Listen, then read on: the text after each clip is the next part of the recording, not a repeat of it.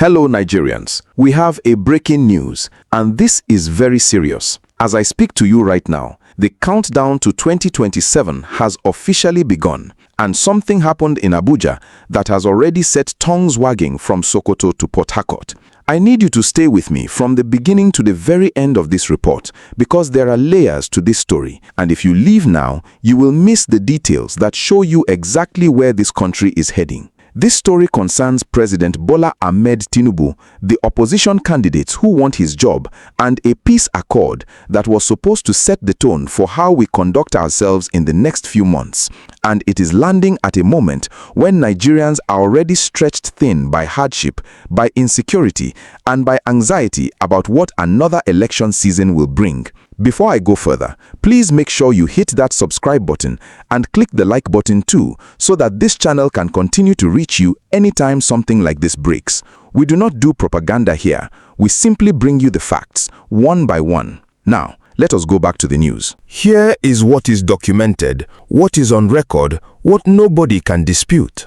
According to the Independent National Electoral Commission's official timetable for the 2027 general elections, Wednesday, the 19th of August 2026, today is the commencement date for campaigns for the presidential election and the National Assembly elections. That means from today, every registered political party and every candidate can legally begin canvassing for votes ahead of polls that will hold in January 2027.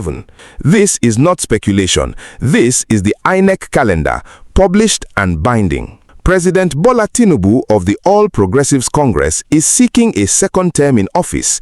He is not alone on this journey. The field remains crowded and, according to political analysts, more fractured than it was heading into 2023. Former Vice President Atiku Abubakar is running under the African Democratic Congress, a party many Nigerians are still getting familiar with.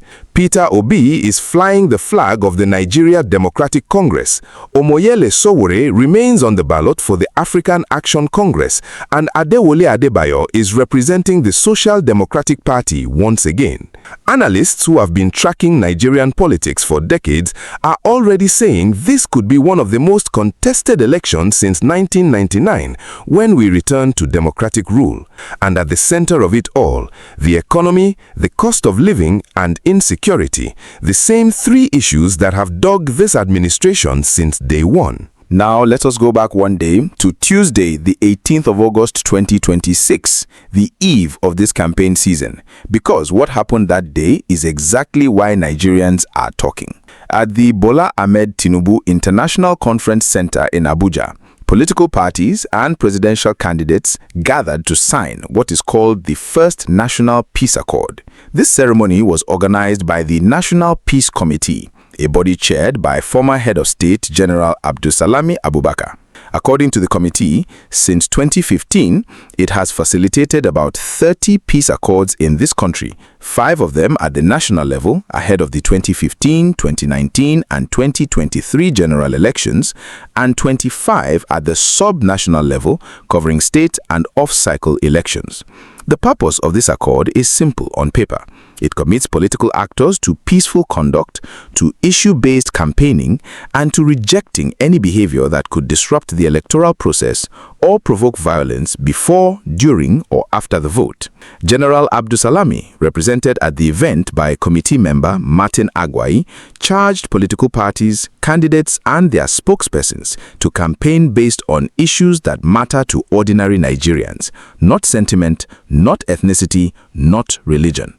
That is the documented purpose of the accord. Now, who actually showed up to sign it and who did not is where this story gets interesting. Here are the facts, plain and documented. President Bola Tinubu, the sitting president and APC's candidate for 2027, did not personally attend the signing ceremony. He was represented by the Secretary to the Government of the Federation, Senator George Akume, who signed and spoke on his behalf. Also absent was former Vice President Atiku Abubakar of the African Democratic Congress. His party and his camp were simply not present at the event, according to multiple reports from that day. Now, who did show up?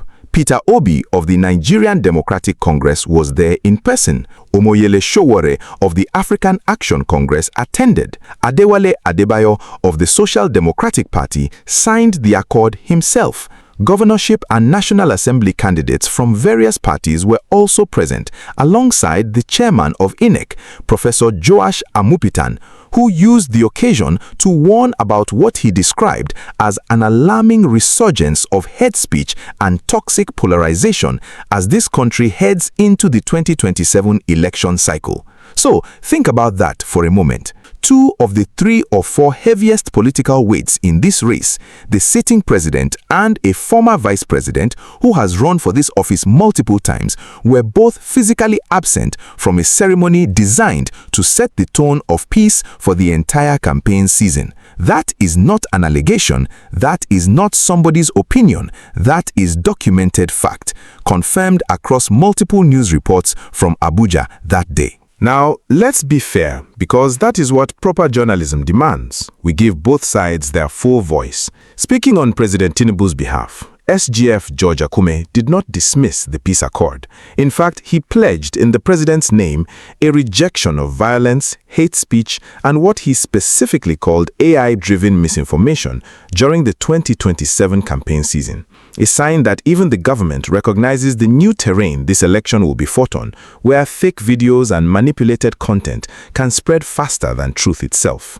Akume told the gathering that signing the peace accord was a solemn pledge to the Nigerian people that leaders would place national interest above personal or partisan ambition. He said elections must not be treated as a do-or-die affair, language many of you will remember from elections past, when that exact phrase became associated with violence and desperation at the polls. He urged political parties to resist exploiting ethnic and religious divisions and to campaign, in his words, on superior ideas. He also credited Nigeria's electoral process with improvement through technology, the permanent voter card system and the bimodal voter accreditation system, or BVAS, which he said had strengthened the integrity of our elections since their introduction. So, from the government's own mouth, even in the president's absence, there was a formal public commitment to peace, to issue-based politics, and to guarding against the new threat of artificial intelligence being weaponized for misinformation. But not everybody accepted that explanation quietly. The SDP's presidential candidate, Adewole Adebayo, did not hold back. He said the president's failure to show up in person was itself a signal that it suggested a lack of commitment to the peace process. Adebayo argued that when the president is absent from such a gathering, it sends what he called a wrong signal, not just to the political class, but to law enforcement agencies and to civil servants who take their cue from the man at the top. He was quoted saying the president needs to come out and explain his absence directly and to make a clear personal statement, committing himself to the peace process, not through a representative, but in his own words.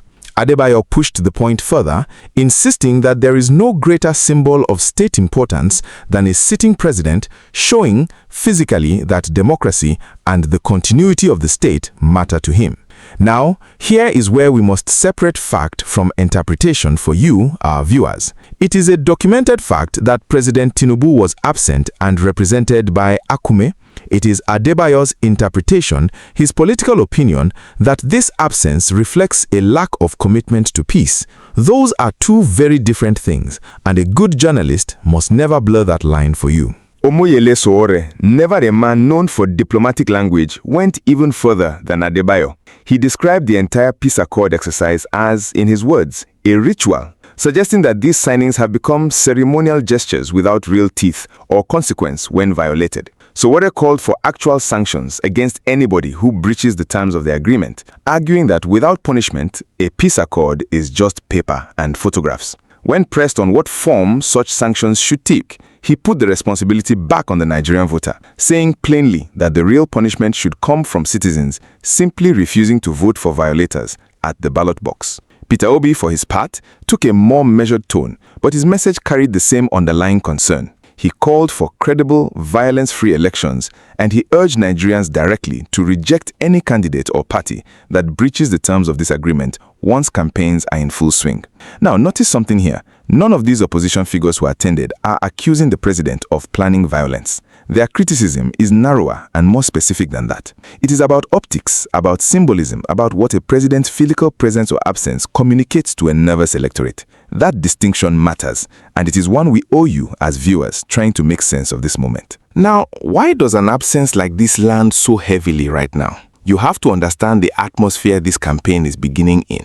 This is not 2015, when hope for change was the dominant emotion. This is not even 2023, when many Nigerians voted with cautious optimism. This 2027 race is starting against a backdrop of real hardship. The Naira has been trading around 1,350 per dollar at the official market this week, with the parallel market even weaker. And millions of Nigerian families are still adjusting to the removal of the fuel subsidy years after it happened, feeling its ripple effects every single day at the market, in transport fares, in school fees. Insecurity has not gone away either. Just this week alone, reports emerged of an attack in Plateau State that claimed dozens of lives, a grim reminder that the everyday business of survival in parts of this country remains dangerous. Against that backdrop, a peace accord is not just a photo opportunity. It is meant to reassure a jittery population that their leaders are serious about preventing 2027 from becoming another chapter of election-related bloodshed. So, when the two men most likely to determine the direction of this country's next 4 years, the incumbent and his most experienced challenger, are both missing from that reassurance, ordinary Nigerians are entitled to ask questions, even if the answers turn out to be perfectly innocent. Now let me be very clear with you, because this is where responsible journalism separates itself from rumor mongering. As of the time of this recording, there has been no official detailed explanation from the presidency or from Atiku Abubakar's camp about the specific reason for their absence at the peace accord signing. We do not know if it was a scheduling conflict, a security consideration, a deliberate political calculation, or something else entirely. Nobody in this report is telling you that the president skipped the event because he does not want peace. That would be irresponsible, and it would be false because we have no evidence to support that claim. What we do know factually is that he was represented, that his representative made public commitments on his behalf, and that some of his political rivals used the optics of his absence to score points. Both of those things can be true at the same time. A legitimate absence and legitimate political criticism of that absence. That is politics. Our job is to give you the documented facts and let you, the Nigerian voter, decide what weight to give the criticism. Anyone telling you they know for certain what was in the president's head that day without an official statement to back it up is speculating, and you should treat that speculation exactly as it is. Let's bring this down from Abuja and put it where it actually matters. In the market in Onitsha, in the bus park in Ibadan, in the fishing communities along our coastline, in the villages in the north still recovering from insurgent attacks. For the average Nigerian, campaign season is not an abstract political event. It is a season that affects daily life directly. It means more police checkpoints and sometimes more roadblocks. It means politicians suddenly remembering communities they have not visited in years. It means promises about fuel, about Naira stability, about jobs for the youth, about school fees and healthcare. Promises that history has taught many Nigerians to receive with caution.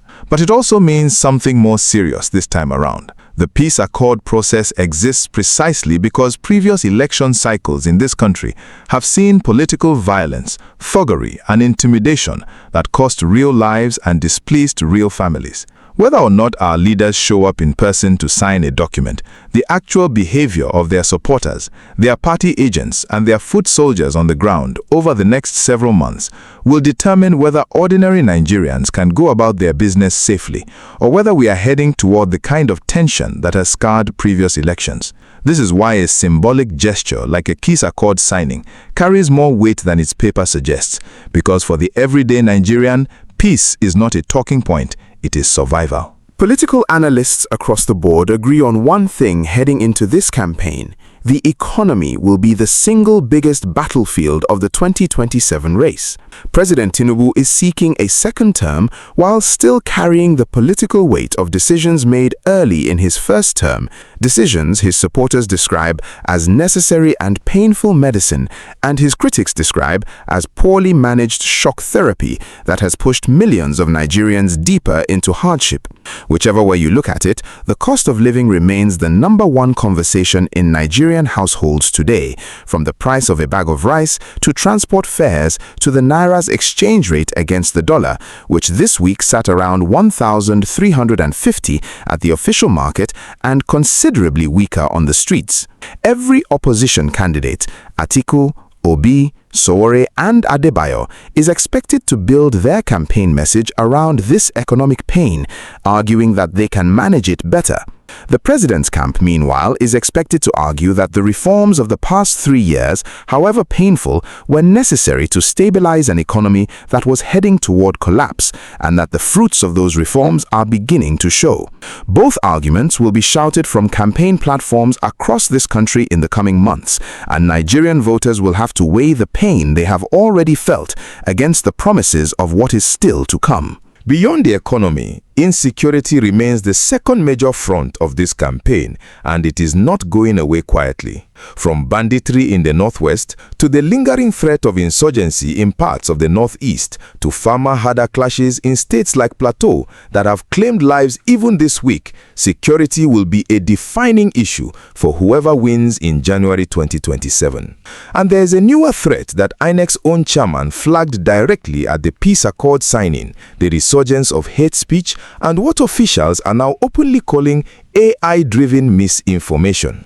Think about that for a moment. We are entering an election cycle where fabricated videos, cloned voices, and manipulated images can be produced and spread within minutes, capable of inflaming tension between communities before anyone can verify what is true. This is uncharted territory for Nigerian elections, and it is why the government's pledge, made through SGF Akume, to specifically reject AI-driven misinformation was not just a throwaway line. It was a direct acknowledgement that the battlefield of 2027 will not only be physical, it will be digital. As viewers, this means one thing for you: verify before you share. Verify before you believe, and be extremely cautious of viral content designed purely to provoke anger during this campaign season, because both sides of the political divide will have actors, official and unofficial, who are willing to exploit that fear for political gain. Let us summarize exactly what is fact in this story, so that no one can accuse this channel of spreading confusion. Fact: campaigns for Nigeria's 2027 presidential and National Assembly elections officially began today, Wednesday, August 19, 2026, in line with INEC's published timetable. Fact: the National Peace Accord was signed on Tuesday, August 18, at the Bola Atiku Abubakar International Conference Center in Abuja, organized by the National Peace Committee under General Abdul Salami Abubakar. Fact: President Tinubu did not attend in person and was represented by SGF George Akume, who made public commitments on his behalf, including a pledge against violence, hate speech, and AI-driven misinformation. Fact: Atiku Abubakar and his ADC camp were also absent from the ceremony. Fact: Peter Obi, Omoyele Sowore, and Adewole Adebayo attended and signed personally alongside INEC Chairman Professor Joash Amupitan. Now, here is what remains political interpretation, not fact. The claim that Tinubu's absence proves he is uncommitted to peace, that is Adewole Adebayo's opinion. The claim that peace accords are empty rituals, that is Omoyele Sowore's characterization. Neither the presidency nor Atiku's camp has issued a detailed public explanation for their absence as at this report. Keep that separation clear in your mind as this story continues to develop over the coming days and weeks, because this is only the opening chapter of what promises to be a long and heated campaign season. Now let me give you my honest take for whatever it is worth. In a democracy still healing from decades of election-related tension, symbolism matters, but symbolism should never be allowed to replace substance. The president has every right to send a representative to any event. That is normal governance practice, and it does not on its own prove bad faith. But in a moment as sensitive as this, transparency costs nothing. A short, direct statement from the presidency explaining the absence and personally reaffirming commitment to peaceful elections would have closed this story in a single news cycle. The same goes for Atiku's camp. Silence in politics almost always gets filled in by speculation, and speculation is rarely kind to the person staying silent. Going forward, here's what I want you to watch for. Watch for whether the presidency or Atiku's team issues any formal explanation for their absence in the coming days. Watch for whether President Tinubu personally reaffirms the peace accords commitments at a future public event. Watch for how INEC responds to the AI misinformation threat it flagged today. Will there be concrete enforcement mechanisms or just more warnings? And watch closely for the first real flashpoints of this campaign season, because how political actors behave in the first 30 days will tell us far more than any accord signed on paper ever could. So there you have it, Nigerians. The 2027 race is officially on. The peace accord has been signed by some and skipped by others, and the real battle over the economy, insecurity, and the future of this nation has only just begun. This is a story we will continue to follow closely, because campaign season in this country has a way of revealing things about our politicians that press releases and photo ops never can. If this report helped you understand what is really going on beneath the headlines, do not keep it to yourself. Share it with your family on WhatsApp, drop your honest thoughts in the comments section, and if you have not already, please like this video and subscribe to NAIJA News Online, because we are just getting started with this election cycle, and I promise you, there is a lot more to uncover between now and January 2027. This has been your anchor, bringing you the story as it truly is, not as anybody wants it told. Until next time, Nigerians, stay informed, stay safe, and stay awake, because this election season is only just beginning.